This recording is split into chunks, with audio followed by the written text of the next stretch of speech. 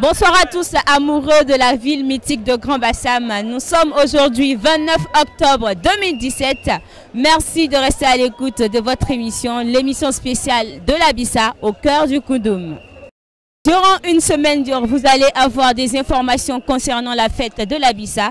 Au programme, des personnalités vont se succéder pour vous parler des symboles de la royauté d'Enzima Kotoko, mais aussi nous vous promettons des images inédites de cette fête de la Bissa. Vous allez avoir du son en images, tout ce qu'il y a autour de cette fête. Je vous le signifie exactement, bassamnews.com est là pour vous, pour ne pas que vous ratiez quelque chose de cette fête de la Bissa. La Bissa, bien plus qu'une fête, aussi cohésion sociale. Pour ce premier jour des festivités, ceci est marqué par le guazo. Le guazo qui détermine la sortie du tambour Ndo-Ngbele, remise par le roi au peuple. Qu'est-ce que le Ndo-Ngbele? Quelle est son importance dans la culture d'Enzima Kotoko? Toutes ces questions auront des réponses auprès de M. Akweson Nandoa, qui est lui professeur d'histoire, avec qui nous aurons des réponses. Allez, restez toujours connectés sur bassamnews.com, des informations pour tout à l'heure.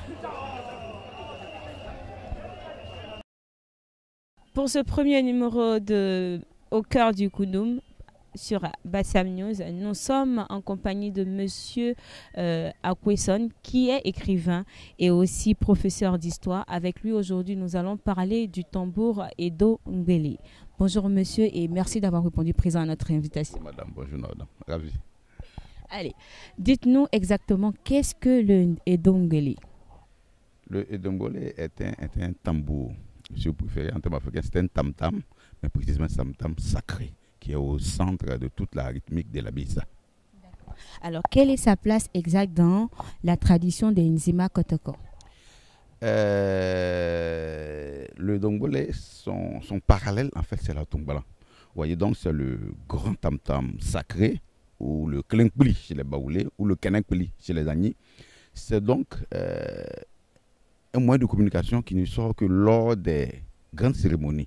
Par exemple, l'intronisation d'un nouveau roi, le décès du roi, l'annonce du mariage du roi, etc. etc. Alors, nous avons vu sur cette place publique-là plusieurs tambours, plusieurs tam-tams. Quel est parmi ces tam-tams le Ndo-Ngbele? C'est, comme je l'ai dit, c'est le Klinkpli, c'est la Tongbala, c'est le plus grand. C'est la principale paire.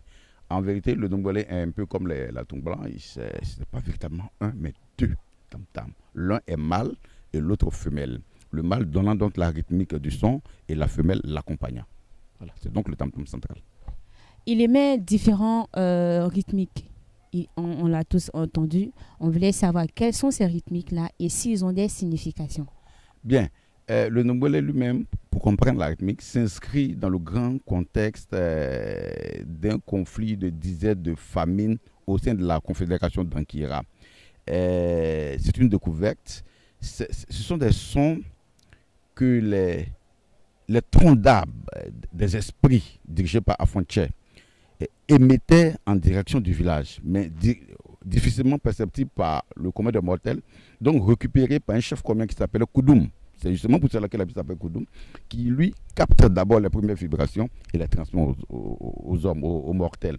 C'est donc des sons de démocratie à l'africaine, de tolérance et d'autocritique pour la fête annuelle. Voilà essentiellement ce que dit le Ndo-Ngbele. Est-ce que tout le monde a cette habilité-là de reconnaître le message que transmet le Ndo-Ngbele? Bon, naturellement, là, je vous dirais oui et non. Hein. Oui, dans la société Kotoko d'origine, naturellement, tous les jeunes, comme nous sommes une société à Camp-la-Guinée et que nous sommes en classe d'âge et en génération, tous les jeunes, naturellement, subissaient le processus de l'initiation, donc comprenaient exactement ce que disait le Ndo-Ngbele. Mais aujourd'hui, vous êtes d'accord avec moi que les jeunes Nzima Kotoko naissent par exemple au Canada, aux États-Unis, donc quand ils reviennent, ce n'est plus évident. Voilà. Alors, j'espère pour vous, chers internautes, que vous avez compris ces messages-là concernant le Ndombele, que vous pouvez dorénavant faire la différence entre ces différents tambours qui se trouvent sur la place publique pendant la Bissa. Merci de rester toujours connecté sur Bassam News.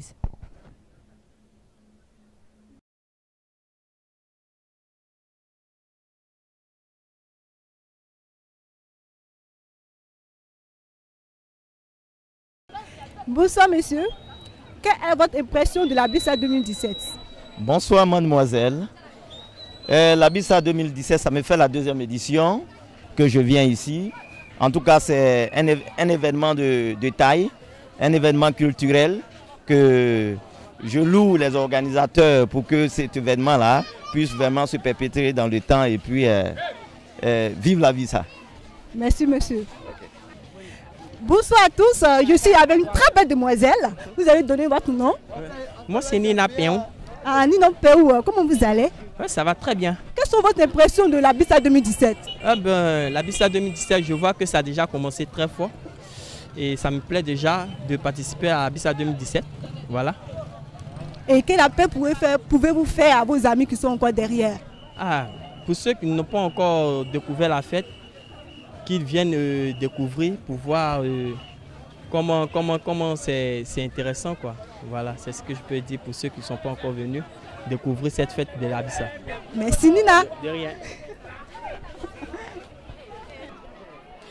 Merci de nous avoir suivis. C'est fini pour aujourd'hui le premier numéro de Au cœur du Koudoum. Les festivités ont pris fin.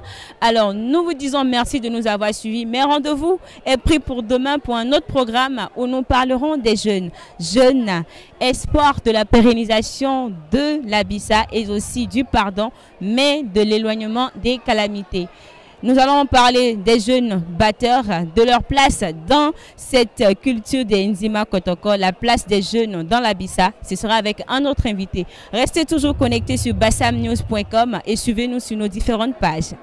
À demain.